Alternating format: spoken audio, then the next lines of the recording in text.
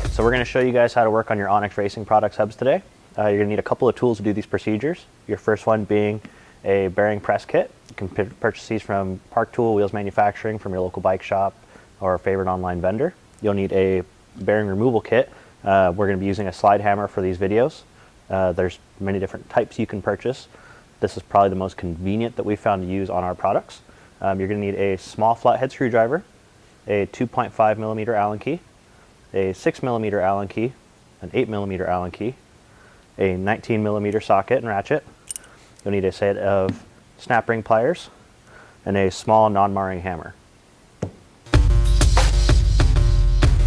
Alright, so we're going to show you how to remove the axle system from your Onyx Racing Products Ultra SS BMX rear hub. This hub is built slightly different from our other models, as it is designed to take the biggest loads possible from the world's elite riders. You want to start by removing the left-hand end cap or non-drive side end cap. This is held on by an O-ring. You will then follow up by removing the bearing adjustment collar using your 2.5 millimeter Allen key.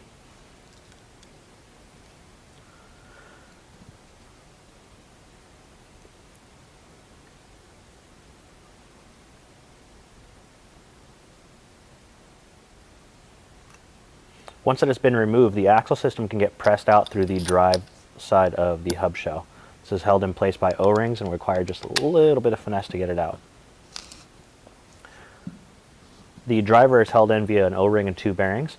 Using your cog as leverage and holding onto the wheel or the hub shell, you can remove the driver body by pushing outward from the hub. This will now give you access to the bearings on the drive side and non-drive side for service, cleaning, or replacement.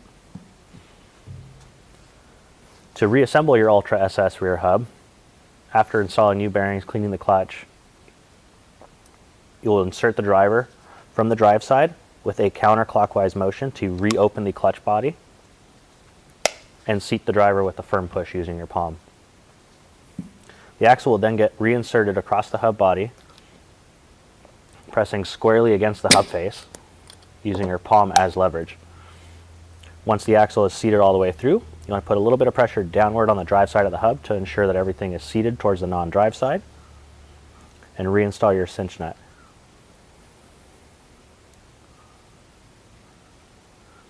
Now you want to just finger tighten this up against the bearing and be careful not to put too much force into it or not enough, as this will cause excessive drag or side-to-side play in the hub.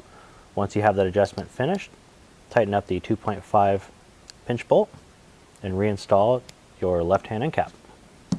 You're complete.